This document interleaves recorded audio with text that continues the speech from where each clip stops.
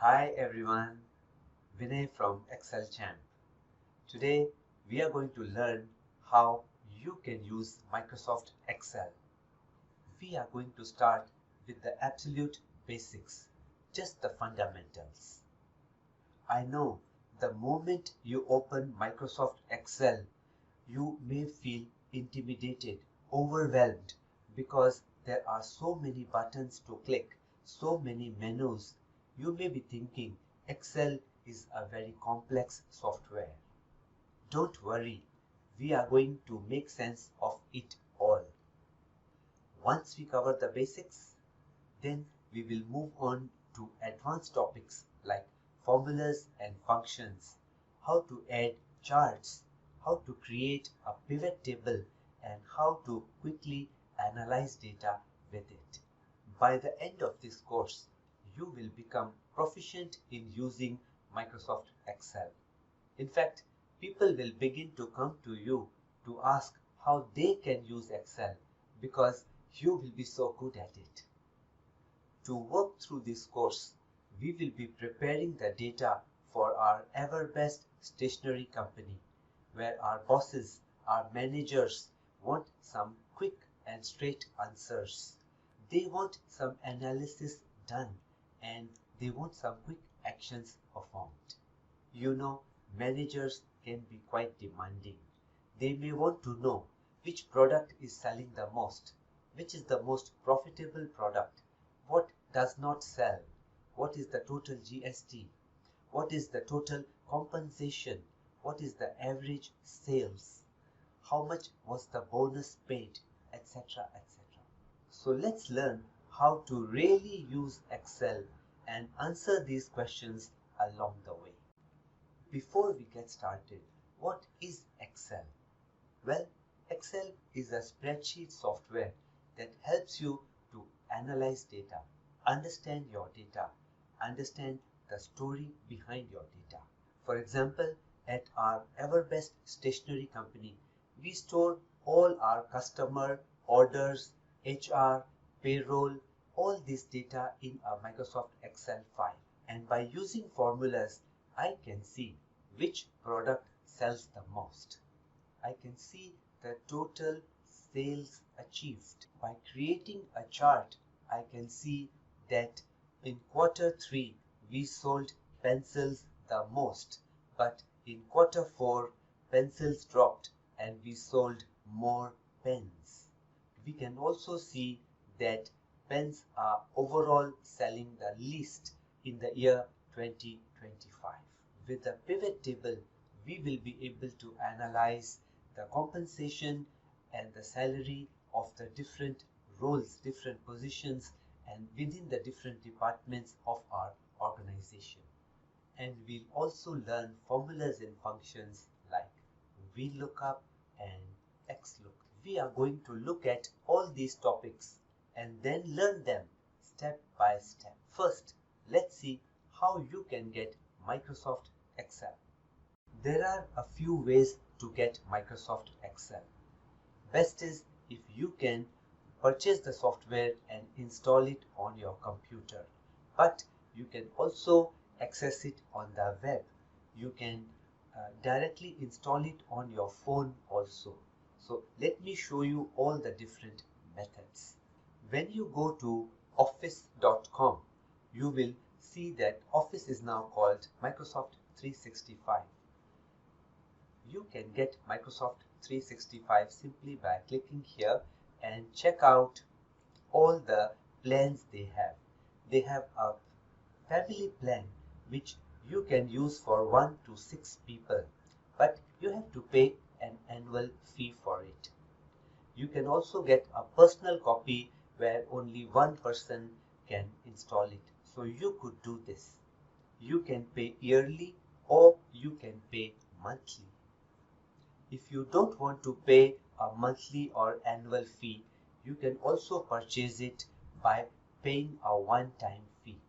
So here you can go down below the family plans. If you keep scrolling down, you will find the pay one-time Office for Home and Business buy now. This is a one-time purchase for your PC or Mac. You can also get Excel for the web for free. All you need to do is to go to Products, Excel, and here you can see you can access Excel on the web. Simply sign in with a Microsoft account. You can create one if you don't have it, and once you set up an account, you can directly go to Excel and be able to create a blank workbook, work on it, and even save the work. Excel on the web is quite similar to the desktop version, but in this course we will be focusing on the desktop version. You could also install Excel on your mobile phone. All you need to do is to go to the App Store or the Android Store, Play Store, depending on whether you use the iPhone or the Android phone, and simply go to the store and download the Excel application. So I hope you have got Excel now, and let's get started.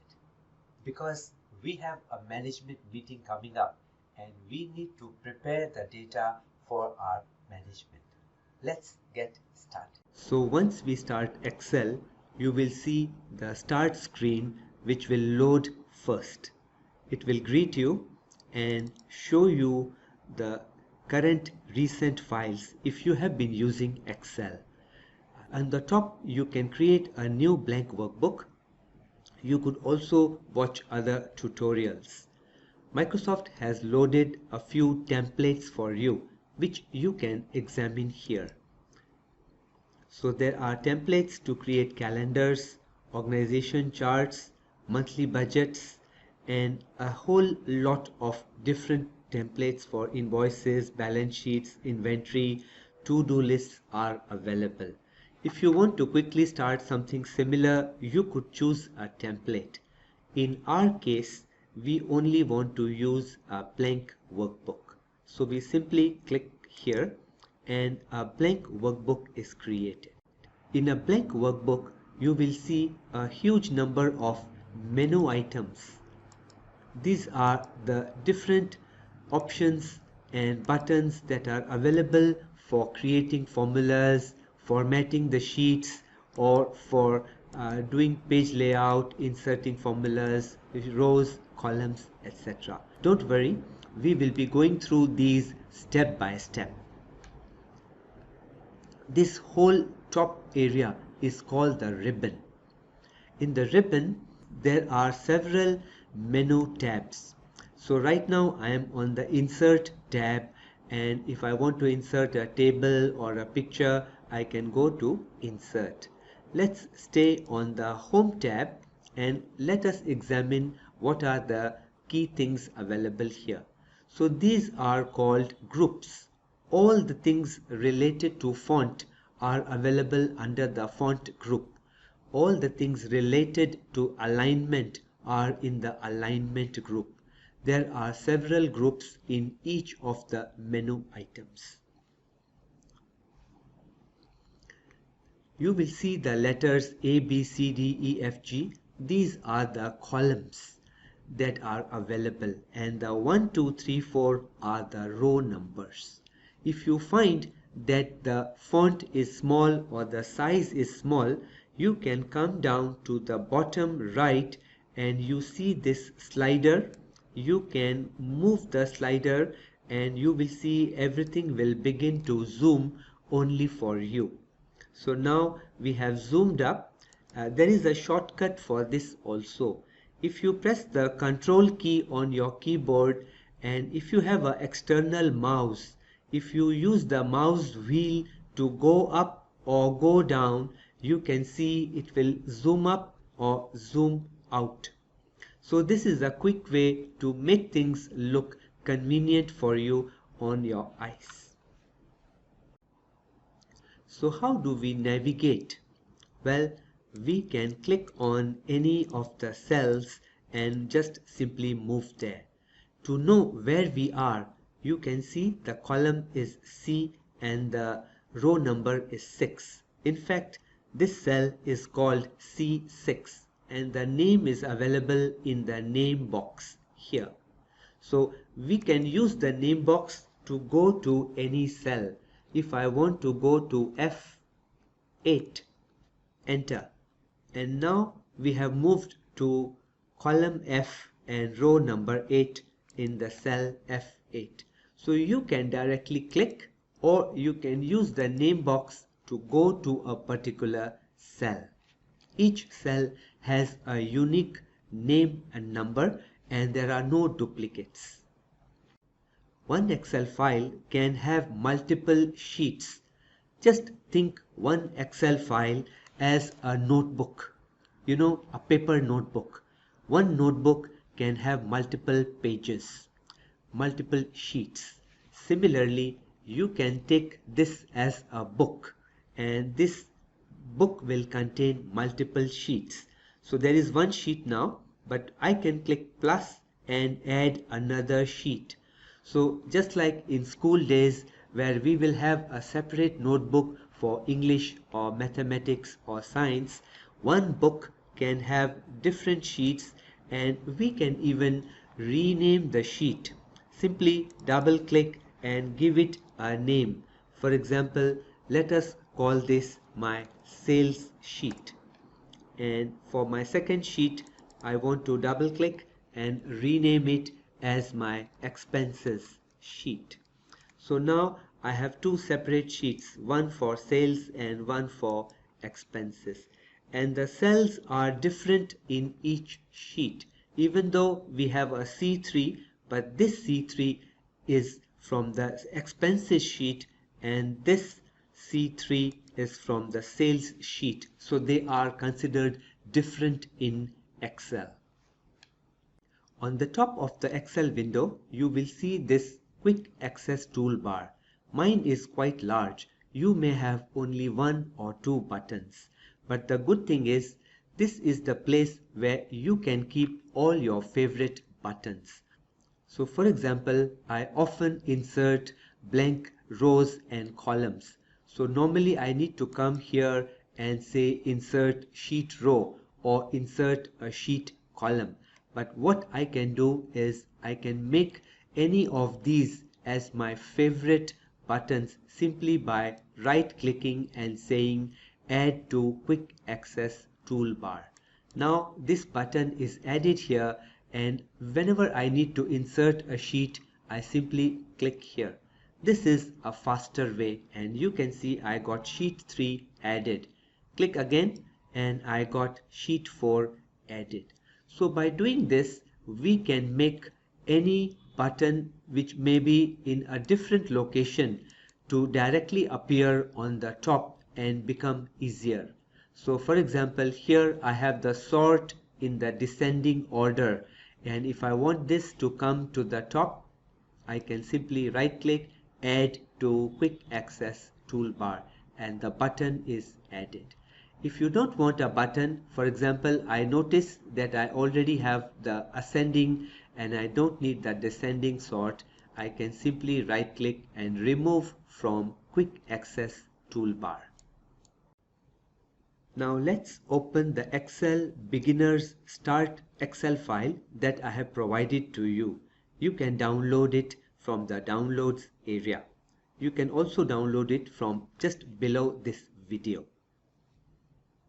Once you open this Excel file, you can see that there are several sheets in this Excel workbook: navigation, rows, columns, worksheets, formatting, formulas.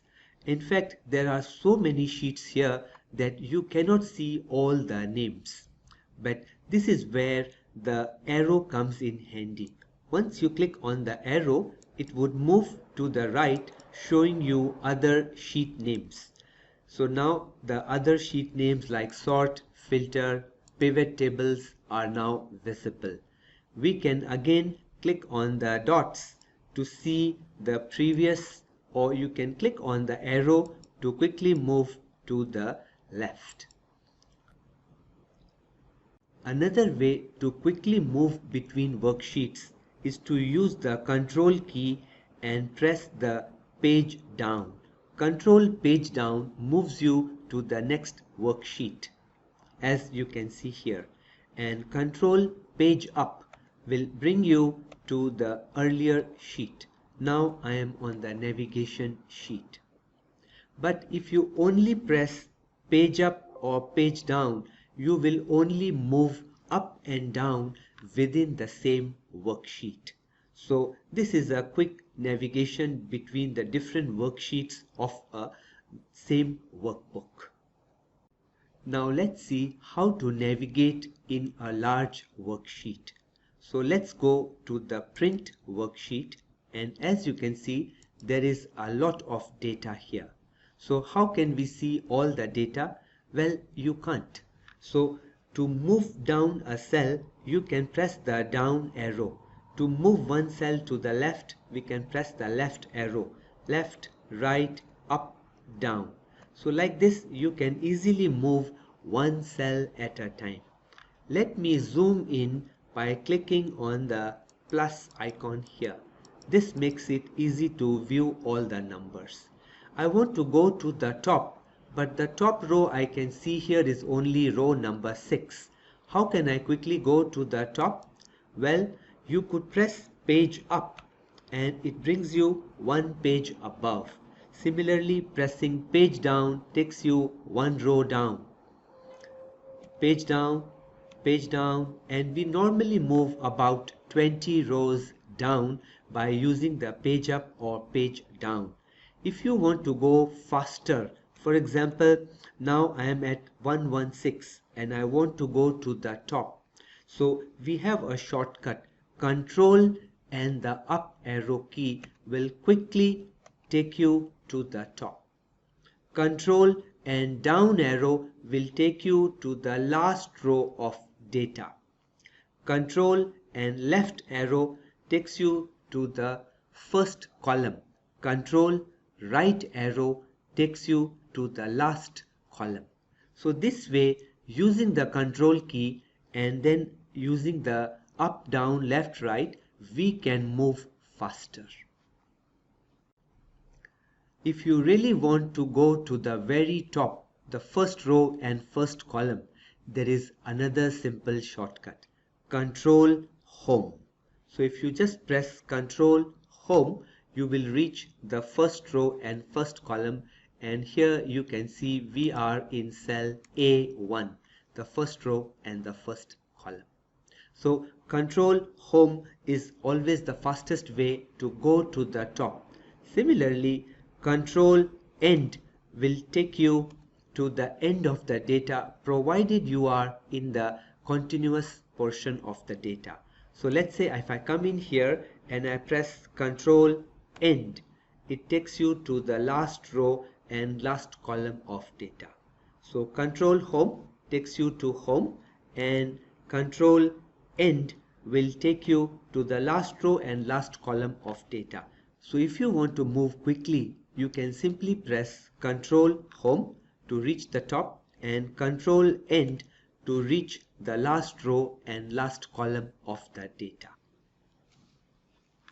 Now you give it a try. Go to the navigation sheet and press Control Home. See that the cursor goes to the cell A1. Now press Control End and you can see that it reaches the cell G19. Well, there must have been something here, that's why we reached until here.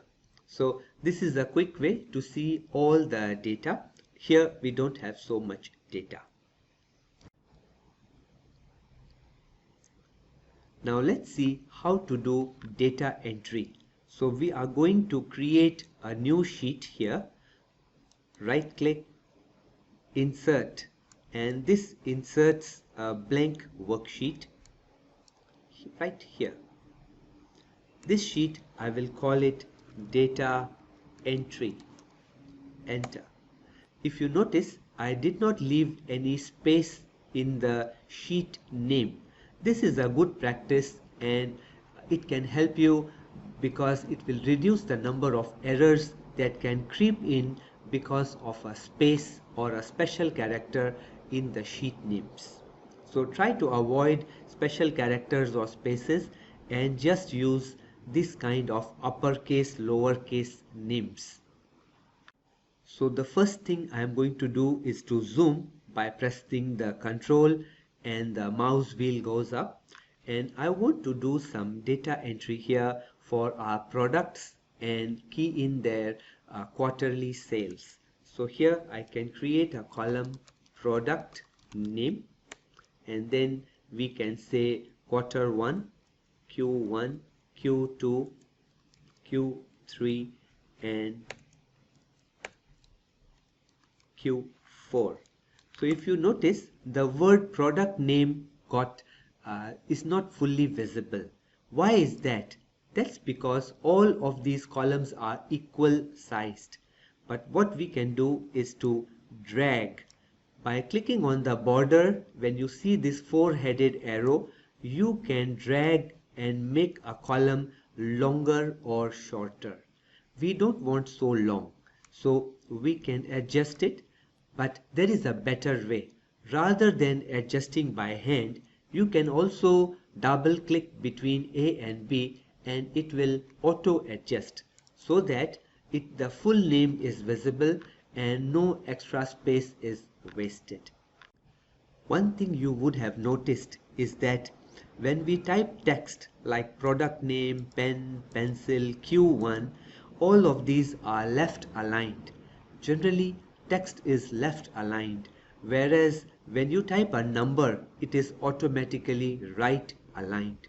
So this is a quick way for us to see what is a text and what is set as a number. It is also possible to type text and then change the alignment to right, or type a number and change its alignment to left.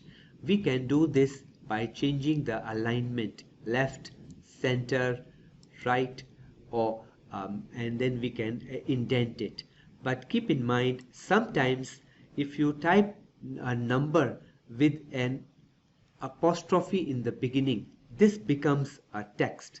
So if I type like this is a text, and if we try to add, it will not be able to add because it's not a number, it is stored as a text. You can see in the formula bar there is the apostrophe which is converting it into a text. So be careful about numbers showing as text because these can't be added. So you notice there is a small green triangle. Excel is trying to tell you that this number is stored as text. Do you want to convert it to a number? Yes, this was a mistake. I would actually want it to convert to a number. So I can simply click here and it automatically becomes a number. So Microsoft Excel helps you in case you are typing numbers as text. But if you really want it as text, then leave it there. One thing you would have noticed is that when we type text like product name, pen, pencil, Q1, all of these are left aligned. Generally, text is left aligned, whereas when you type a number, it is automatically right aligned. So this is a quick way for us to see what is a text and what is set as a number. It is also possible to type text and then change the alignment to right, or type a number and change its alignment to left. We can do this by changing the alignment left, center, right, or and then we can indent it. But keep in mind, sometimes if you type a number with an apostrophe in the beginning, this becomes a text. So if I type like this is a text, and if we try to add, it will not be able to add because it's not a number, it is stored as a text. You can see in the formula bar there is the apostrophe which is converting it into a text. So be careful about numbers showing as text because these can't be added. So you notice there is a small green triangle. Excel is trying to tell you that this number is stored as text. do you want to convert it to a number? Yes, this was a mistake. I would actually want it to convert to a number. So I can simply click here and it automatically becomes a number. So Microsoft Excel helps you in case you are typing numbers as text. But if you really want it as text, then leave it there. It provides you excellent help. You can see the small lens icon on the top, or it might just be a big box called search. If you need anything that you can't find, for example, if I have forgotten where to I go to insert a sheet, so I can simply come in here and I can type here insert sheet, and you can see it has found the option insert sheet rows. When I click, a sheet row is added. You may not be able to see it here, so let me show you here. Again, I want to insert a sheet row, so I type here insert sheet row, and when I click, a row is now added, and I can now add another product. Let us say we sell a mouse, which I had forgotten about. So now I can type its sales 40, 60, 45 and 96. So this is a simple way. And if let's say I want to add a column in between, but I have forgotten it, so again you can use the search to type insert column and it would appear here. So you can do that anytime. So search is your friend. Use it and it will help you. Actually, many options are easily available in multiple places. For example, if I wanted to add a column after the product name, I simply can right click the mouse and you can see there are lots of options available here. I can choose insert and it will ask me, do you want to insert a row or a column? I want to insert a column, so I choose entire column. OK, and now an entire column on the left is created. I can now create a serial number here so that I can call my products 1. And now since I don't want to go to the right, I don't want to press the enter key because enter takes me to the right. So what I can do is I type 1, down arrow, 2, down arrow, 3, down arrow. So this way you can change the behavior if you don't want, because we can't be changing the advanced setting all the time. Now let's say I have multiple products.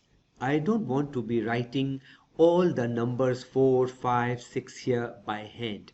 So what we can do is we can just select 2 or 3 numbers from here and go to the bottom right and simply hold the mouse left click button and drag it down, and you can see I am generating new numbers. So if I want 10 numbers and let go, you can see I got all the numbers created. Let me show this to you one more time. So I'm deleting everything. I come in here and I type the first number, enter. Come here, second number and down arrow key. I only need 2 numbers to create a series. So select 1 and 2 together by using your mouse and then come down to the bottom right of the selected area. Do you see this big plus? Well, click the mouse button and simply drag down. So by doing this, you can get multiple numbers. If you want to extend it further later on, you can just select 5 and 6 and drag down and you can get 7 and 8. This is a pretty nice technique. Flash fill can also be used for other things. For example, if I have a month here like January and then the next month is February and I want to type all the month names. Again, you don't have to do it manually yourself. Just type 2 names and then come to the bottom right hand corner. In this case, I will drag to the right, and you can see that I am getting the month names being automatically populated. So again, a very easy to use technique. I want to show you this don't only work on 1 to 10. For example, if I have the year like 2023, the next year is 2024, and I want all the different years, so I can just select the 2 years and then drag them, and I can get the different years. The same thing works vertically, and the same thing works horizontally as well. So if I type here 2023 and 2024, one below the other, and then I select the two and then drag down, I'll get 2025, 2026 all the way as long as you want it. So this flash fill is a nice technique. It can work for serial numbers, for months, for years. It can help you a lot. Now I don't want all this data. I was merely showing it to you. So how do I delete it? I can go to each cell and press the delete key. Click on the cell, delete key. But this can be pretty slow process, and it is a very time consuming process. So what I can do is simply click anywhere and then drag my mouse so that I am selecting multiple cells. So you can see here, by using this I have selected multiple cells, and now if I press delete, all the cells in the selected range are deleted. I have selected this and delete. And if I want to delete these also, I can select the entire set, whatever I don't want, and press delete. So all is gone, and we are back to our first 3 products. How easy is that? Moving to the rows and columns sheet, you can see some of the data is not clearly visible. That's because the number here, which I can see here, it's addition and multiplication of the numbers above. This is a big number and it cannot fit in the space provided. So we can expand the space by going between the column B and C and simply expanding it. So you can see the numbers are now clearly visible. You will have to do this for all of them one by one, or else we can simply double click between C and D column and it will auto adjust. In fact, a better method is to select multiple cells like this and then clicking auto adjust. So all the numbers in between are now fully visible.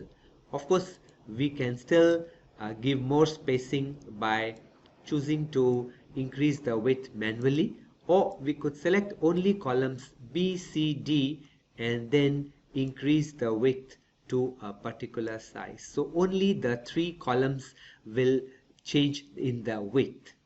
Similarly, we can select one column or one row and increase the height by clicking on the border between 6 and 7.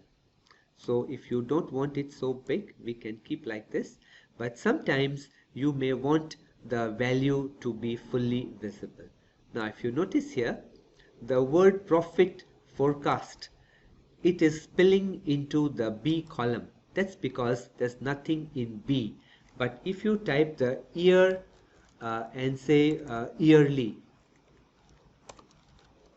now because the word B2 has yearly, the forecast is not fully visible, but we can only click between A and B and auto adjust.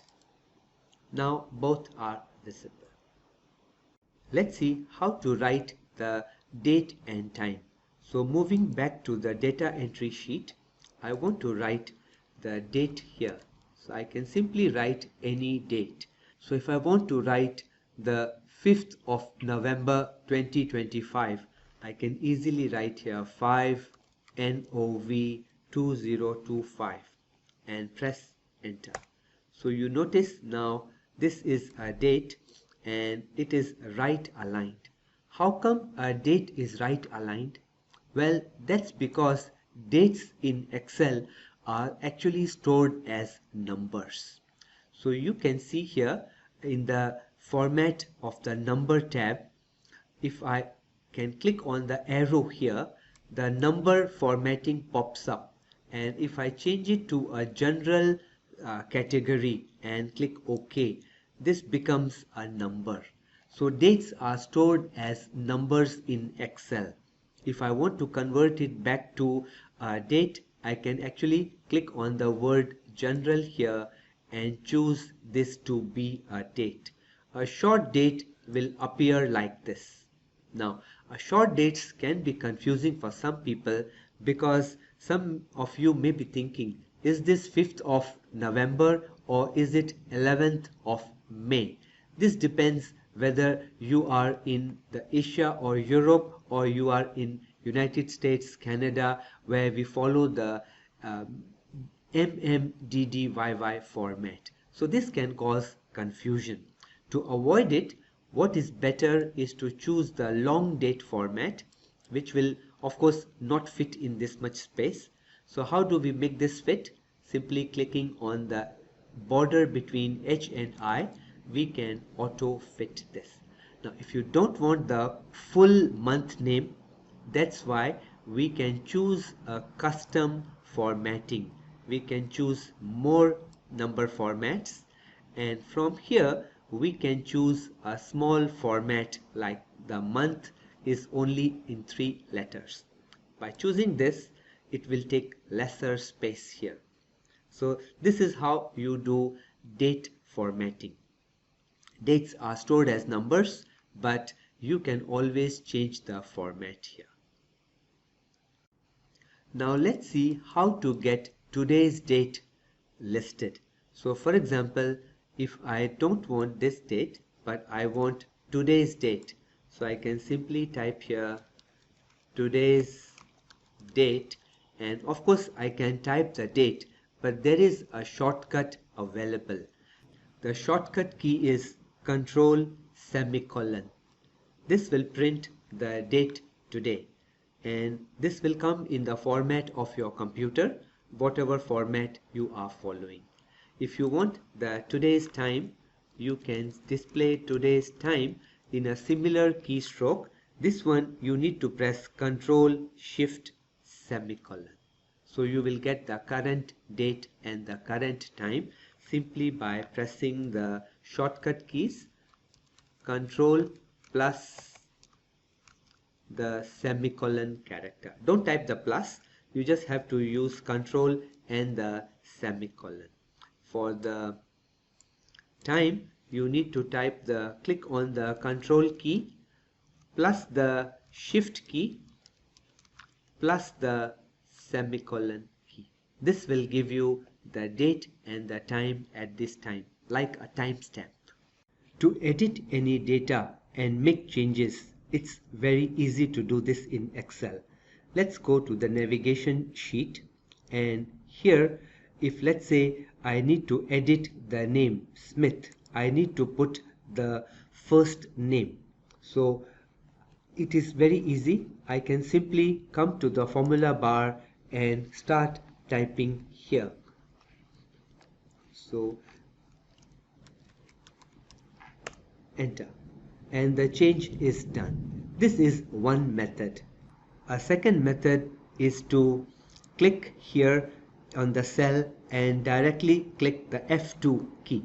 The function 2 F2 key is edit mode. So now we can add the name at the beginning or end by using the cursor keys. Julie Green. So we can edit any value directly by clicking in the cell and overwriting it. Julie is a female, so I change this to F. Julie is a manager, so I'll change this to manager. I can press the F2 key and backspace all the way, manager, enter. Or else I could have come here and type here manager, change back to secretary, enter. Or else simply come back and start typing M, and you notice it auto populates based on other values. So only managers start with the letter M, and if I am happy with this, I simply press enter and this entry is done. So this is to edit cells. Either directly type in the cell, go to the formula bar, or press F2 and edit in the cell directly. So give it a try. F2 and Hill Jones. Enter. That's it. Now let's see how easy it is to cut, copy and paste in Excel. For example, I don't want the date to be here. So I can click on the date and simply go to the scissors to cut it. The shortcut key is Ctrl X. Now that the value has been cut, I can go to the correct place and I can simply do a paste. Paste is Ctrl V. You see this big icon, paste? Simply click and the value is cut from here and pasted there. Let's try it one more time. Click, scissors, Ctrl X, cut, go to the new place, the paste clipboard, paste, and the value is pasted. Now there is a problem, the value is not fully visible. So what should we do? We simply need to double click to expand to the correct state, and the value is now showing correctly. So this was cut and paste. We can also do a move directly. For example, if I want to bring the employee list from here into this cell, so rather than first click on the scissor, then go to the new place, then click on the paste, what I am going to do is, you notice right now when I click the cell, the cursor is like a big plus, but when you try to go out of the cell, it becomes a four-headed arrow. This is the symbol for move. Simply click the mouse and drag it out. So watch here, click, hold and drag, and I am going to drop it here. The value is moved. Move is just like cut and paste, but this is in a single operation. Let me show you again. Click, go to the end, wherever in any border you can see the four-headed arrow, click, hold and move. Done. So from here I can move it here, from here I can move it here, and from here I can move it back anywhere. This is how easy it is. Now if I want to move more than one cell, also can be done. First we select the two cells and then I move them out. So here is the two cells moved out and formatted. Sometimes we want a value to be centered exactly. So there is a ready-made button for this. We simply select the area where we want to center the heading, for example the employee list, and on the home tab there is this button, merge and center. Clicking it changes this cell into a single cell, A2. Now there is no B2, C2, D2, etc. After A2 finishes, the next cell is directly H2. You can easily undo this change by clicking on the merge and center again. So clicking it again moves the value back to the beginning, and now we have simple separate cells B2, C2, D2. So again, let's see, if I want to select all these cells and I want to center the value, merge and center, and that's it. Now let's see how to change the font and the size of different values on a sheet. For example, if I want to change the color of name, I can simply click on the A. This is the font color. Clicking on it changes it to red, but maybe I don't like red. In that case, I click on the small arrow. Now I can change and pick any other color. So it's blue. I can select multiple cells and then click on the blue. This changes the color, but How about if I want to change the font? Right now this is the Arial 11 font. So I can pick any other font from here. Let's say I like this Arial Narrow. So I'll just click on it. And if I want to increase the size, I click on the capital A. This increases the font size automatically. But you can also directly type a size here. For example, I want size 14. The small a is to reduce the font size and the capital A is to increase the font size. So you can keep on clicking this and pick the value. I think it's too big, so I can keep clicking the smaller a until I'm happy with this. Let's say I like this, and once I'm happy with the color, maybe I want to change it to red, and I want to center align it. So this alignment left, center and right. So up to you, but I like the center align.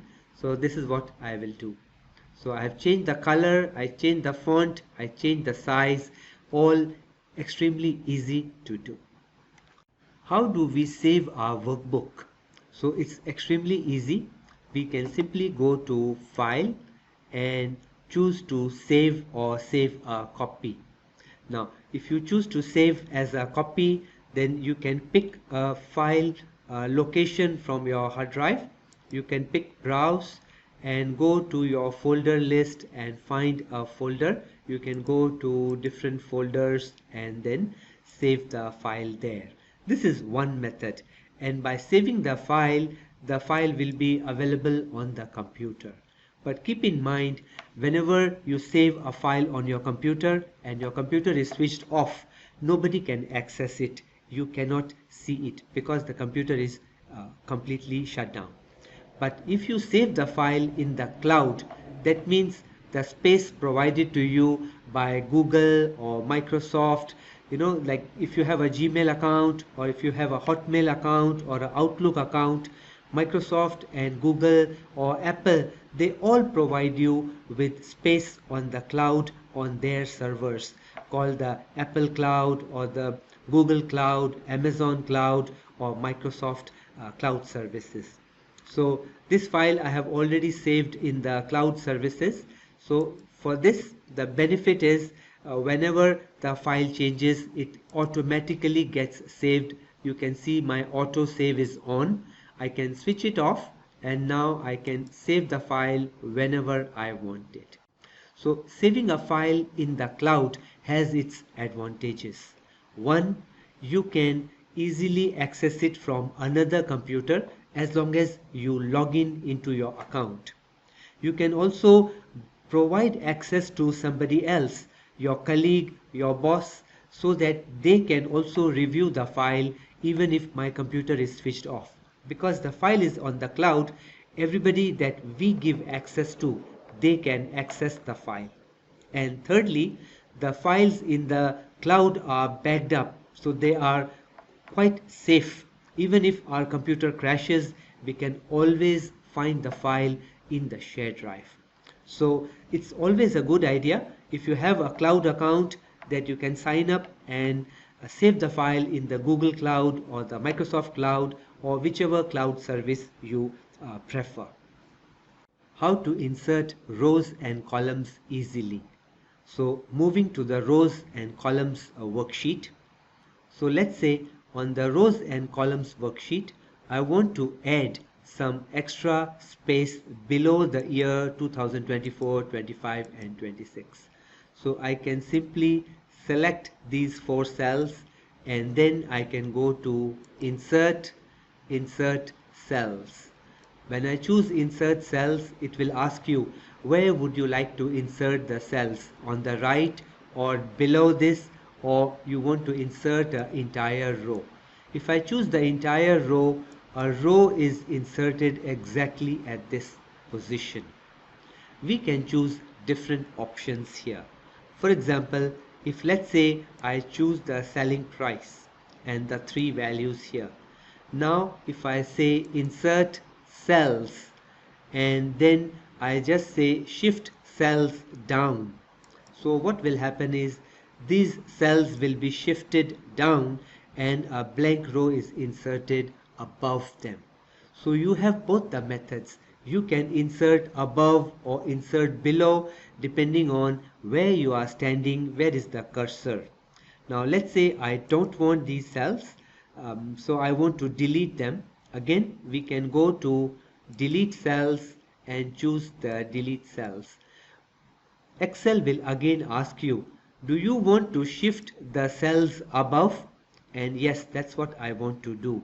So I choose shift cells up, click OK, and the values are deleted, the empty values, and now our data has been shifted above.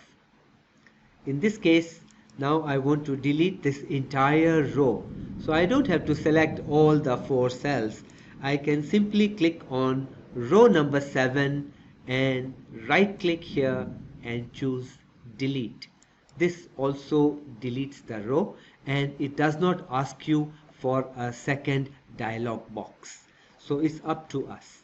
Similarly, if I want to add a column, let's say I want to add a column between A and B. So I can choose B, click on the heading B, right click, insert. This will add a new column between A and B. Of course, when I don't need the column, I can select B, right click, delete. Notice it does not even ask you whether do you want to confirm or not. It simply does the work.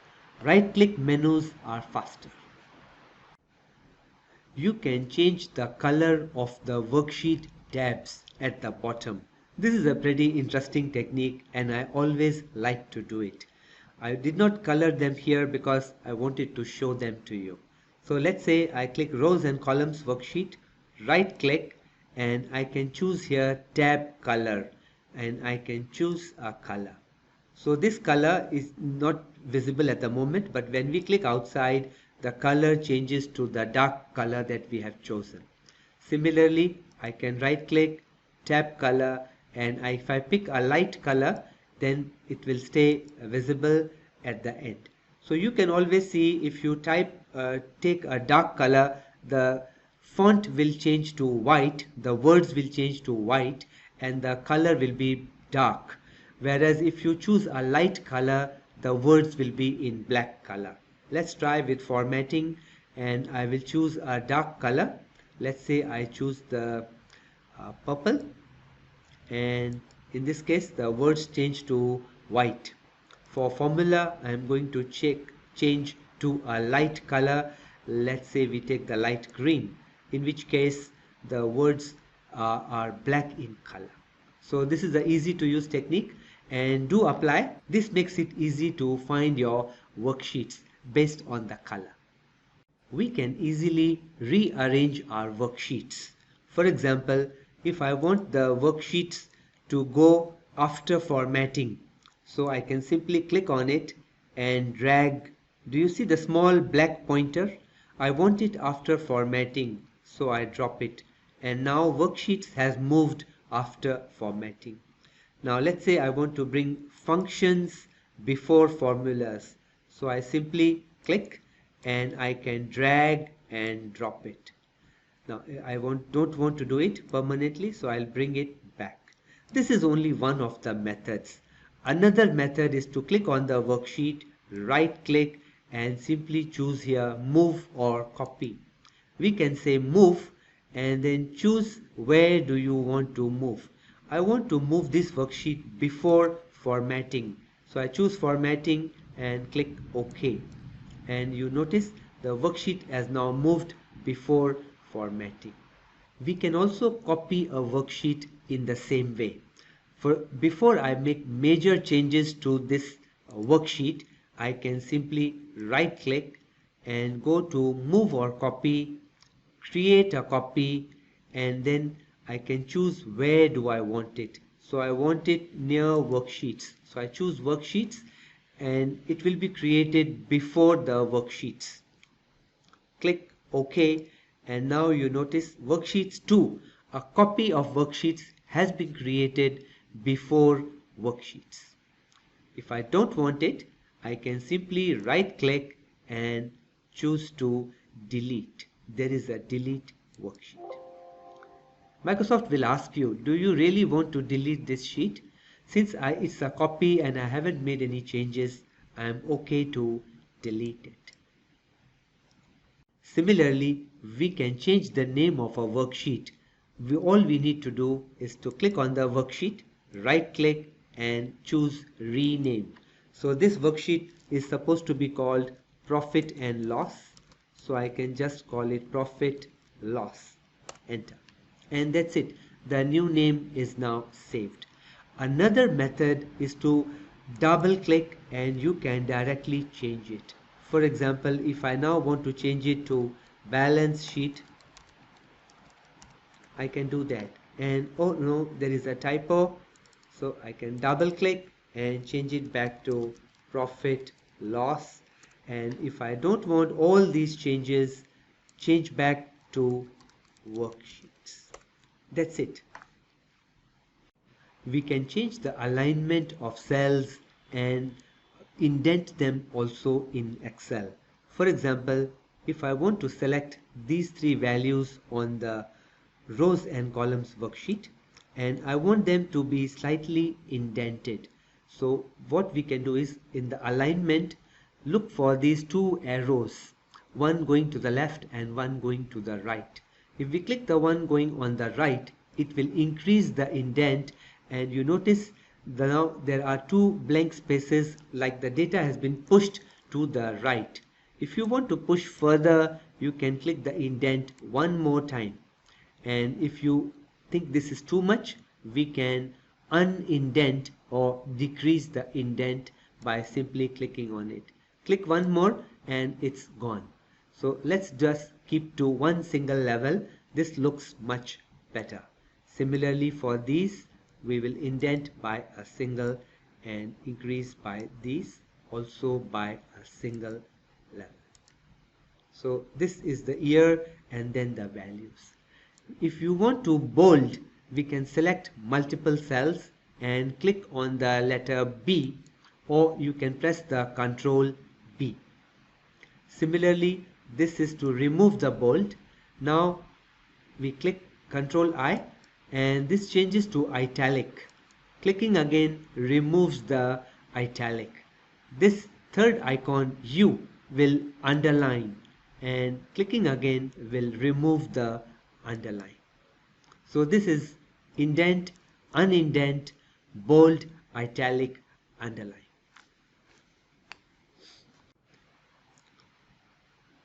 Let's see how to do number formatting.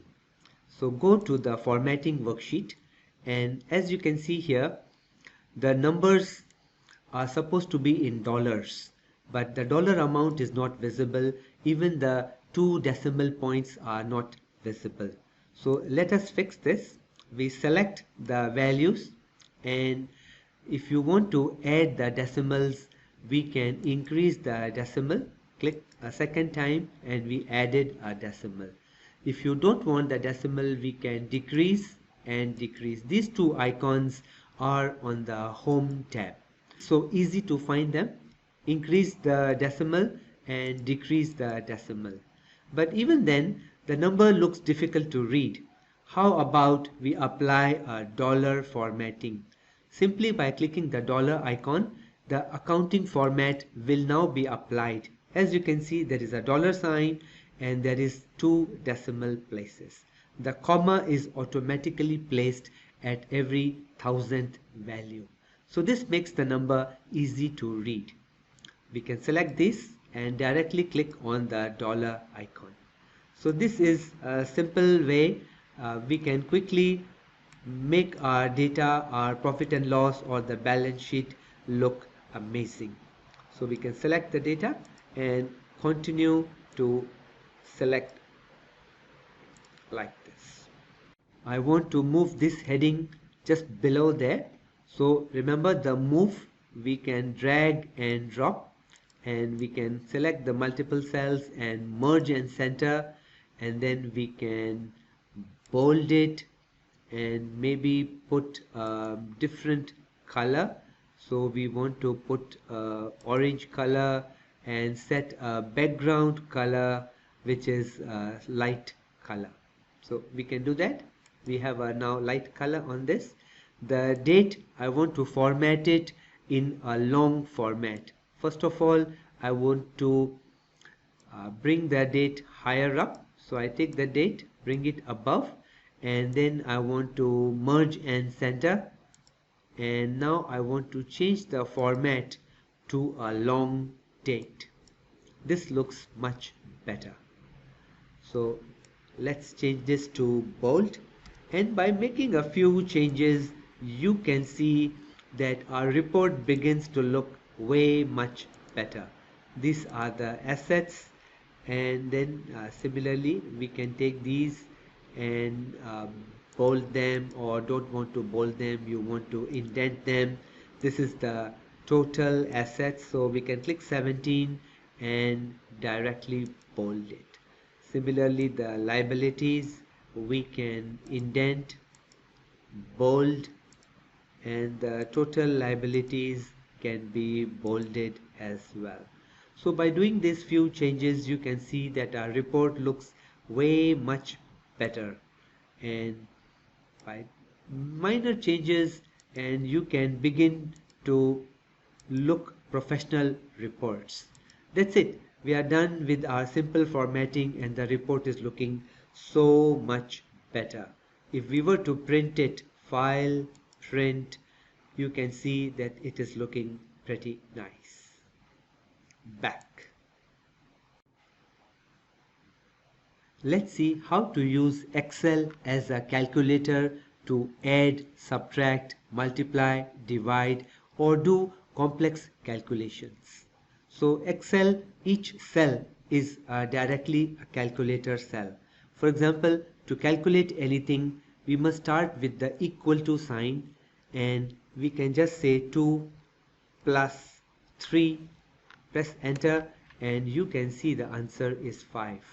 So when you move there, you will see the final answer, but the formula is visible in the formula bar here. You can see here the formula bar says 2 plus 3, but when you press enter, you see the answer as 5. Let's try some other calculations.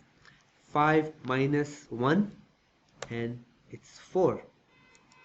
Let's try multiplication. Equal to 2 multiplied by 4, and you know the answer is 8. Let's do a divide. Equal to 9 divided by 3. So this is how you write. There is no divide sign. Instead you use the slash. 9 divided by 3 is equal to 3. So always remember to put the equal to sign, and then you can write your calculation. But if I go to a simple cell and just say 9/2, this is not a number. You can see there is a problem now, because this cell is not formatted like a number. It looks like a date. So if you don't specify clearly, you might get a wrong value. So here you can see there is a plus, minus, multiply, divide. All this is easy to do. Now let me show you the order of solving. For example, if I say equal to 10 minus 4 is equal to 6. 6 multiplied by 2 is 12. Let's see if we get 12. And oh, we don't get a 12. I'm surprised. Why is that? 10 minus 4 is 6. 6 multiplied by 2 is 12. But no, you know the rules of mathematics. So you know in mathematics the multiplication is done first. So first, in fact, the brackets are sorted out first. Brackets are sorted out first, then any power sign is applied. This is the power. Power is like 5 square 2. So 5 power 2. So the power symbol we can simply add here. The caret sign on number 6. That's the power. Then comes the multiply and divide. Multiply and divide can be done in any order, multiply first or divide first. The answer is not changed. And then finally comes the add and subtract. So the order must be followed. So in this case you can see the multiplication 4 times 2, 8. 10 minus 8 equals to 2. This is how it is happening. The multiplication happens before the plus and the minus. That's why getting a 2 is not wrong, it is correct. Now let's write a formula to calculate the bonus. Let's say in our company, bonus is given at 10% of the total sales. So the sales achieved by Lillian, Ivy and James is written here. Let us calculate the 10% of the bonus. So this will be a formula. All formulas start with equal to. Now we don't have to type the value. We can simply click on the cell and the value will be taken. Multiply by 10% and you can see that 2000 is calculated. So how did we write the formula? Equal to the sales multiplied by 10%.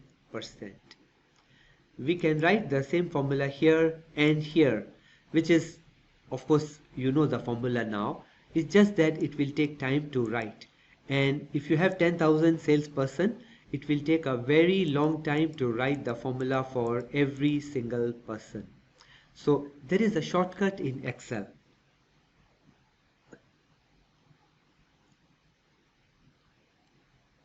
All we need to do is to go to the cell, come to the bottom right hand corner and simply drag it down.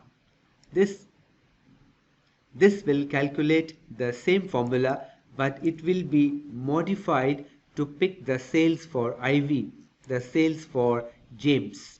So if you click here, press F2, you can see the formula has now changed from B12 to B13. And for Ivy, we are taking the sales of Ivy multiplied by 10%.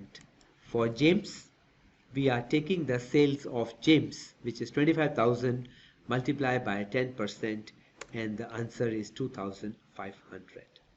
Now, let us say there is a 6% tax, and the tax is deducted at the source. So they won't receive the full 2,000. The 6% tax will be deducted from here. So how much will they receive? Let's write a formula.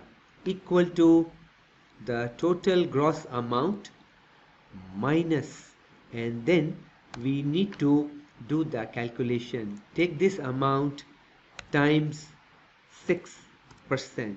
So now we are reducing the gross bonus by 6%, and Lillian will only get 1880 after the 6% of the gross is deducted because of tax. Now you know by now how easy it is to calculate. First the bracket is solved because you know the brackets are done first, and so the amount C12 is multiplied by 6%, and after the bracket is sorted out, 120 is the value. So 2000 minus 120, it becomes 1880. Now that we have written the formula, we can simply drag down and the formula will get copied for the remaining salespersons. There is actually a shortcut. Let me undo. How do you undo anything? On the quick access toolbar, there is the undo button and the shortcut is Ctrl Z. By clicking Ctrl Z, the change is undone. Now I show you a shortcut. Simply coming in here, I am not going to drag. I'll simply double click and the formula gets copied down. Of course, if there are values, it may get copied further down, but since we don't have any salesperson here, there's no net bonus calculated. So this is the simple way to write formulas and you now understand the order: bracket, power, multiply and divide, and then add and subtract. So this is a simple way for us to calculate any kind of formula. So now you can give it a try. Let's find out how to use existing functions, inbuilt functions in Excel to quickly do some simple calculations. For example, to calculate the total, the grand total, the average, the minimum, the maximum value, or even the average value. So any of these calculations can be done without writing long complex formulas. All we need to do is to know where is the function, which function to use. Let's get started. So I need the total sales for the entire company. So we need to write a function here which will add the sales for Lillian, Ivy, and James.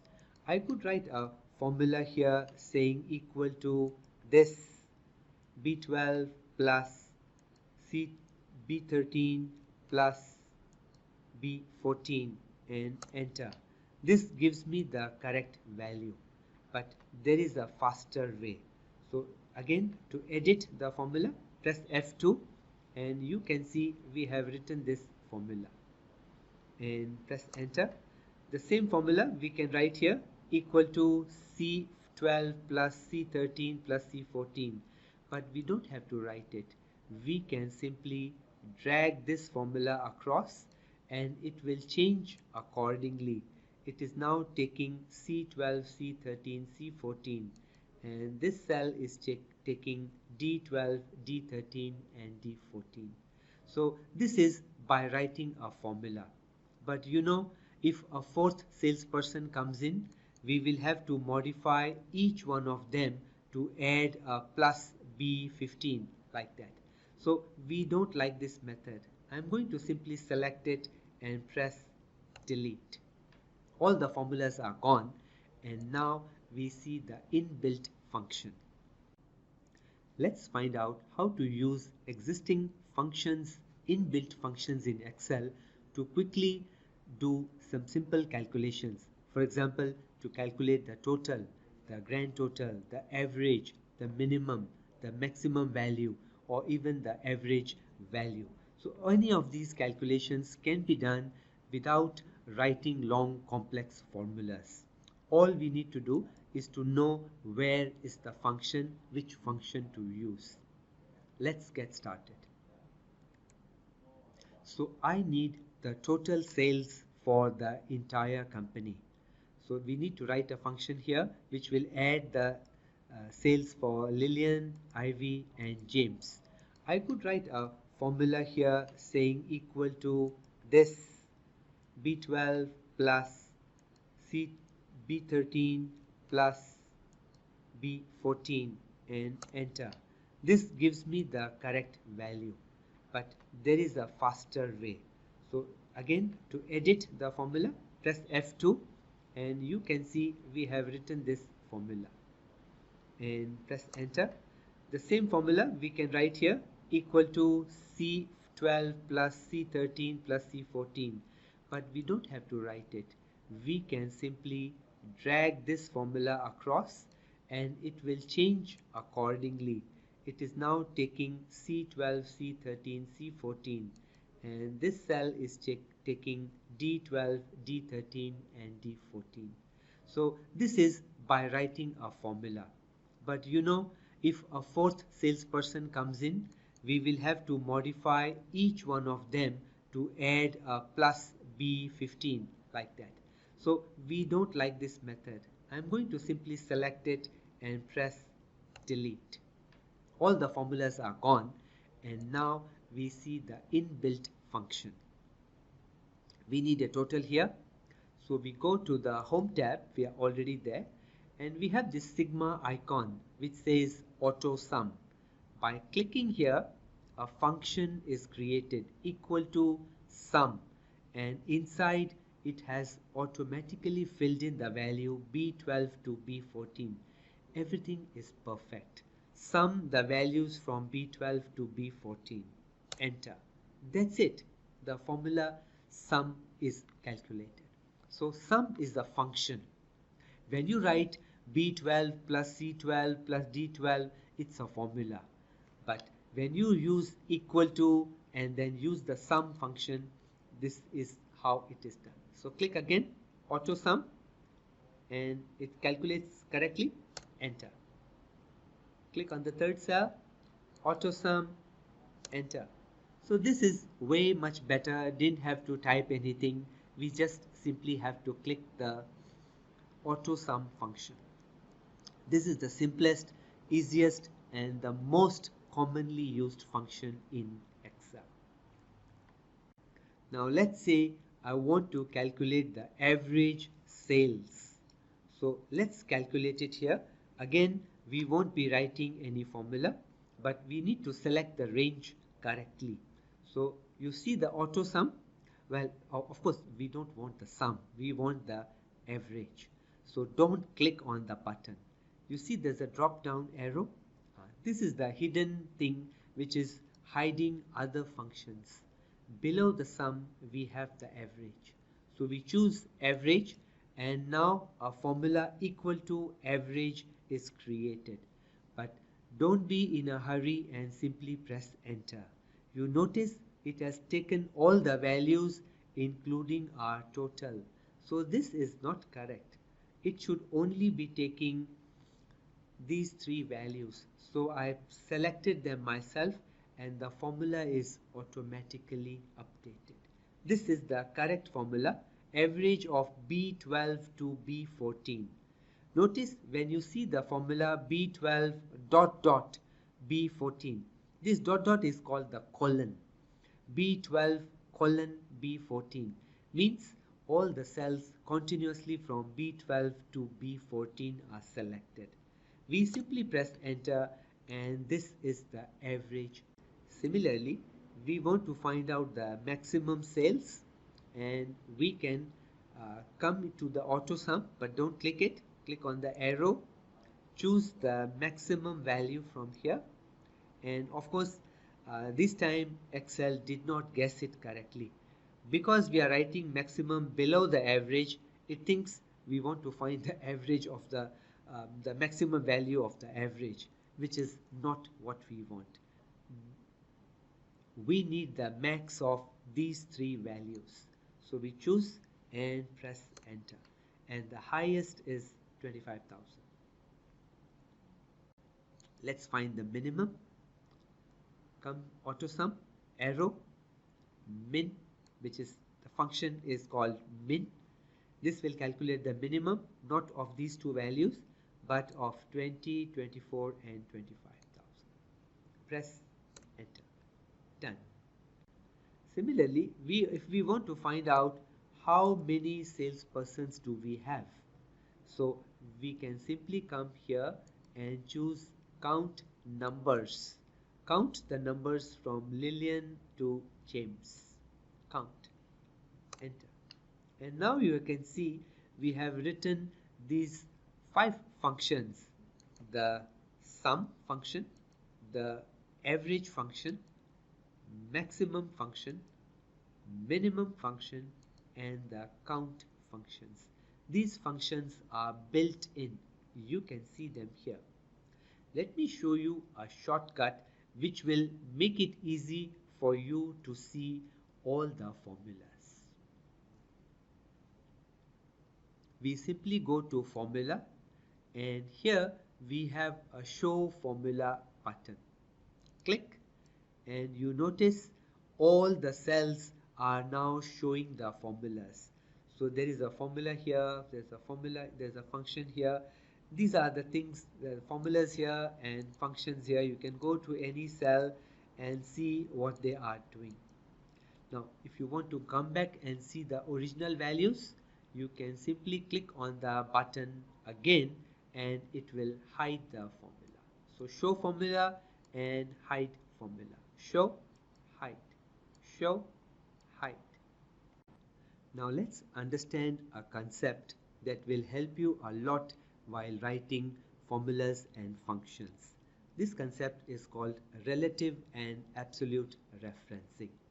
So by default, Excel formulas all use relative referencing. You have seen this when we were calculating the bonus. Let's say the bonus is 10% of the sales. So we will simply write B7 multiplied by 10%, enter. And the formula is calculated correctly. We simply double click and it gets calculated for everybody. Done. So the total is also calculated that we can see here. Now, if you notice, the formula was B7, but automatically it changed to B8 and B9 depending on the row number. This is called relative referencing. So when a formula changes its values based on the row and the column, this is called relative referencing.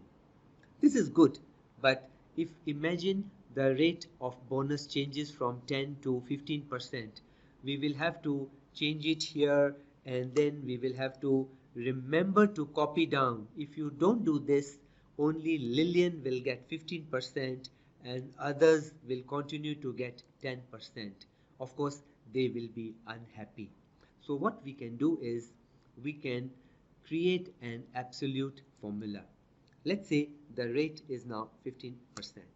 So now when we write the formula, we won't be typing the 10 or the 15%.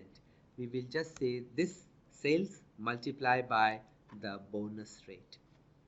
Press enter. Of course, you don't see any difference. It is the same as multiplying by 15% by hand. But if we were to now copy down this formula, you will notice that it will start to give us some problems. There is a huge amount here. How come? And how come these people are not getting anything? So notice the relative referencing. When it moved B7 to B8, it also changed C4 to C5. Our formula was B7 and C4, B8 and C5. And here there's nothing.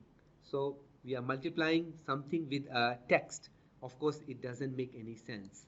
And what comes at the bottom? We are taking the grand total and multiplying it not by 15% but by the bonus of Lillian. This is absolutely wrong. So you want the relative referencing to be happening on the left, but you don't want relative referencing to change from the cell C4. It should still be C4 when it comes here. Now we don't want to change this again and again. So what we can do is we can come to this cell and apply a dollar sign like $C $4. This makes it fixed, absolute, and now it won't change. You can think of the dollar sign as a kind of super glue. It attaches to the row and the column and makes it permanent. Now it won't move at all. So now that we have done this, if we were to copy down this formula, you will notice that the cells B7 changed to B8, but C4 stays as C4. B8 has become B9, but C4 is still the same. And now we can pull down this formula and it still calculates correctly. It takes the total sales, multiply by 15%, and C4 always stays C4. So just remember, if the cell is C4, this is called relative referencing. Whereas if the cell is like $C $4, that means it's called absolute reference, and the row can't change and the row and the column don't change. So all you need to do is to apply the $C $4. Let me put it as a text so it does not change. This is relative referencing, this is absolute referencing. So in relative referencing, row and column change based on the current row, and in the absolute referencing, the rows and columns don't change. So this is an important concept. So this is an important concept and will be very useful in the more intermediate and advanced formulas. So remember, C3 is like it will change to C4, D4, E4 or E5, and this is relative, but when you apply the dollar sign, it is like $C, $4. Neither the row will change nor the column will change, irrespective where do you copy it. This is called absolute reference. Give it a try. So when a formula changes its values based on the row and the column, this is called relative referencing. This is good, but if imagine the rate of bonus changes from 10 to 15%, we will have to change it here and then we will have to remember to copy down. If you don't do this, only Lillian will get 15% and others will continue to get 10%. Of course, they will be unhappy. So what we can do is we can create an absolute formula. Let's say the rate is now 15%. So now when we write the formula, we won't be typing the 10 or the 15%. We will just say this sales multiply by the bonus rate. Press enter. Of course, you don't see any difference. It is the same as multiplying by 15% by hand. But if we were to now copy down this formula, you will notice that it will start to give us some problems. There is a huge amount here. How come? And how come these people are not getting anything? So notice the relative referencing. When it moved B7 to B8, it also changed C4 to C5. Our formula was B7 and C4, B8 and C5, and here there's nothing. So we are multiplying something with a text. Of course, it doesn't make any sense. And what comes at the bottom? We are taking the grand total and multiplying it not by 15% but by the bonus of Lillian. This is absolutely wrong. So you want the relative referencing to be happening on the left, but you don't want relative referencing to change from the cell C4. It should still be C4 when it comes here. Now we don't want to change this again and again. So what we can do is we can come to this cell and apply a dollar sign like $C, $4. This makes it fixed, absolute, and now it won't change. You can think of the dollar sign as a kind of super glue. It attaches to the row and the column and makes it permanent. Now it won't move at all. So now that we have done this, if we were to copy down this formula, you will notice that the cells B7 changed to B8, but C4 stays as C4. B8 has become B9, but C4 is still the same. And now we can pull down this formula and it still calculates correctly. It takes the total sales, multiply by 15%, and C4 always stays C4. So just remember, if the cell is C4, this is called relative referencing. Whereas if the cell is like $C, $4, that means it's called absolute reference, and the row can't change and the row and the column don't change. So all you need to do is to apply the $C, $4. Let me put it as a text so it does not change. This is relative referencing, this is absolute referencing. So in relative referencing, row and column change based on the current row, and in the absolute referencing, the rows and columns don't change. So this is an important concept. And will be very useful in the more intermediate and advanced formulas. So remember, C3 is like it will change to C4, D4, E4 or E5, and this is relative, but when you apply the dollar sign, it is like $C, $4. Neither the row will change nor the column will change, irrespective where do you copy it. This is called absolute reference. Give it a try. Now we are going to look at one of the most popular and the most important functions in Excel, the VLOOKUP function. Many times in interviews, people will ask you, do you know the VLOOKUP function? And if you are not aware, if you say, who is VLOOKUP? Then immediately your level of Excel competence comes down in the eyes of the interviewer. If you don't know VLOOKUP, they think you don't know Excel. So fortunately, this function is not difficult at all. It is very easy to understand, and if you learn it, it will help you a lot, not just for interviews, but in real life. Let me show you an example to help you to understand this function. So here, what is VLOOKUP? Think of VLOOKUP like a dictionary. You look up the meaning of words in a dictionary, correct? You simply search for the word, and once you find the word in the dictionary, you can see the second word, which will be the meaning, like giraffe, tallest animal, ant, smallest animal, something like that. So here we have a price list. We have the product code, the product name, and the price of the product.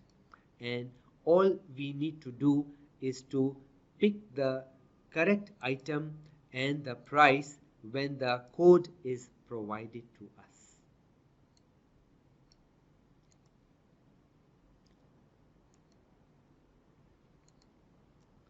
So we start writing VLOOKUP. What we want to do is to look up the code, comma, where is the code? The description, well, the description is in here. This is the data table. Generally, we don't take the heading in the lookup table, only the values. This is a good practice. And since we will be copying down this formula, we don't want the relative referencing to change the C12 to C13, C14, C15. So we simply apply the dollar sign on the entire table.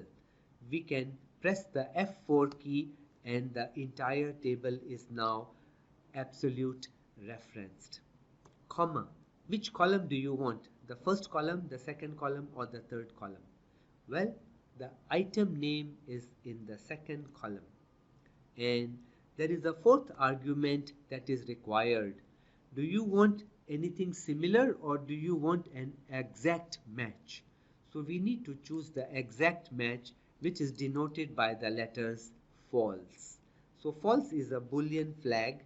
This is all we need. False means the exact match. Press enter and you can see M454 is a printer. Let me check it out. Yes, M454 is a printer and the price is $99. So I don't want to type the price. I want the price to come from our price table. So let's write another VLOOKUP function here, equal to VLOOKUP. Again, we must use the code. Take the product code and go into the table. We select the table, F4 to absolute, and fix the table so that it does not move, comma.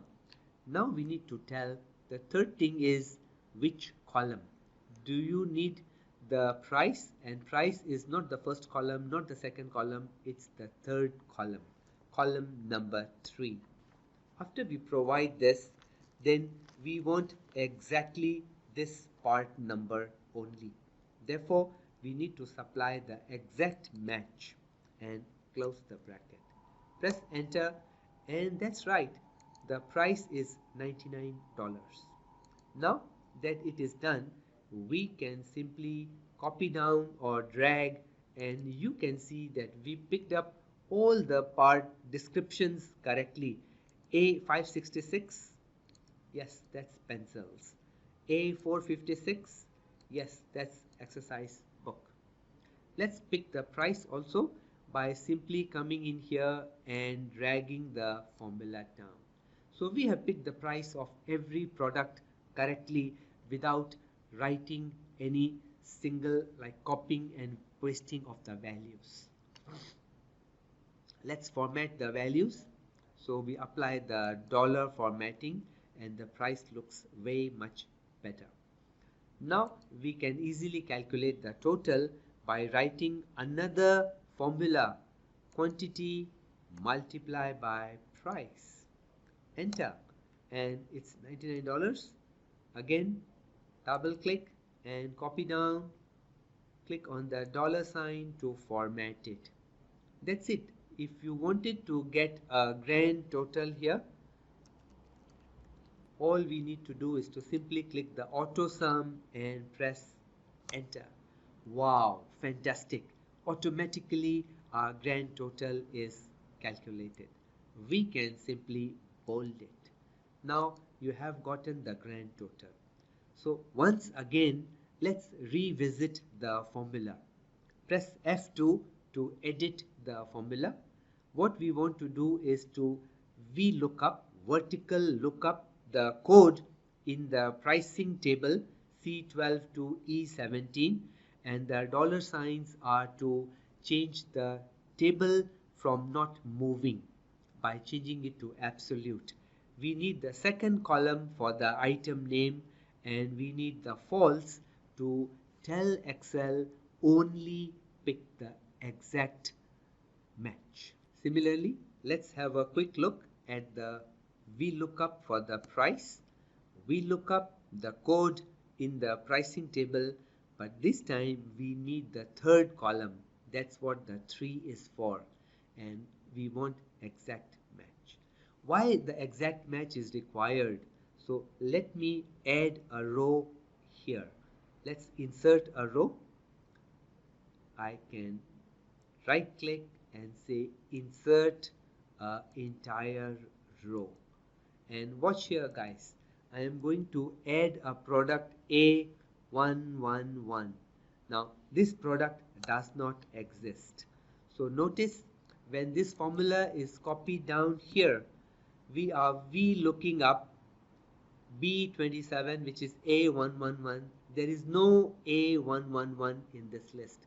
That's why we are getting a NA, not available error. Same thing happened here. So by providing an exact match, you will only see the answer if the value matches. If the value does not match, it does not pick up.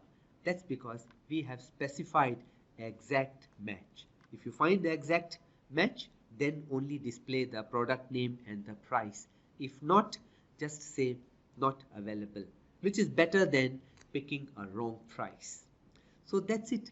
VLOOKUP is not that difficult. Remember, let me simplify it for you. VLOOKUP needs 3 things. What do you want to look up? The code. Where do you want to find it? The master table, which you can absolute. Which column do you want from the list? And then do you want an exact match? Is false for exact match. So roughly VLOOKUP is like this. Let's change this into text so that it does not evaluate, and here's the understanding for you. VLOOKUP, what to find, where to find, what to find, where to find, which column to look up, and then false for exact match. Done. That's it. Since this is a long formula, let me do a wrap text here. Wrap text will wrap this formula around so that you don't have to scroll all the way. You can see the entire logic in here. I want to move it higher up so that it is visible here. That's it. And if I want to change the color to red, I can do so. And I think we have learned all these things previously. You can italic, bold, and change the font, increase the font size, etc., etc. So this is a very useful formula. Let's change the color and you can benefit from this. Okay, so this is our VLOOKUP formula. Try it, practice it, become good at it. This is what will differentiate the beginner from the experienced users of Excel. So give it a try and I'm sure you will master it soon. In the latest version of Excel, which is Excel 365, Microsoft has added a new function, XLOOKUP. XLOOKUP is easier to use because you don't have to count the column numbers, but it is pretty similar to VLOOKUP. So how it goes, for example, here we have country codes, the country abbreviation and the country code, and we want to pick what's the dial country code for Australia. So we can write equal to XLOOKUP. What we want to look up is for Australia. Where do you want to see? So these are the lookup values. First of all, find Australia in this country list, and if you find it, find and display the prefix of that country. That's all. We are not counting any columns. We simply say look up here, and if you find, give us the corresponding value. So we provide the second array and press enter. You can see that the country code for Australia is picked up. Let me change this word to India, and you can see now the country code for India is picked up. If I change this to USA, the country code for USA is picked up. The country code for Singapore is +65. So very easy to use and you can give it a try. The formula, it's extremely easy. Equal to XLOOKUP. What you want to look up? The country code, India. Where do you want to see? All the countries are here. And then where are the values? The prefixes are provided here. That's it. No counting. It's simpler and easier to use. Also remember to try this. Newer functions are what are often asked in interviews. So make sure you know XLOOKUP also. Microsoft has added a fantastic new feature that makes working with data extremely easy. This feature is called tables. Well, our data already looks like a table, but if you actually format it like a table, it will act way much better. How to convert a data into a table? Very easy. We don't even have to select all the data. All you need to do is simply stay inside the data, and on the home tab right in the middle you can see the format as table. There are so many beautiful colors to pick from. You can pick any color of your choice. I am going to take this blue and click OK. This will automatically convert our data into a table by grabbing the data. I think the range looks good, so nothing is missed out, and my table has headers. Yes, there are headings here, so I'll simply click OK. Now Excel has given us a beautiful colored table, and if you don't like the colors, you can simply change the colors here. So let's change the color to something else. Well, it doesn't really matter. So if you take notice, now we have a new menu item at the very end called Table Design. This table has a name, Table 2, but we can change the name. We can call it our employee underscore table. Take note, in tables you cannot leave any spaces in the table names. Now the benefit of creating a table is, if I want to see the total, well, you can simply check the total row checkbox. Done. That's it. We immediately can see the total provided to us here. No need to write any formula, no need to write auto sum.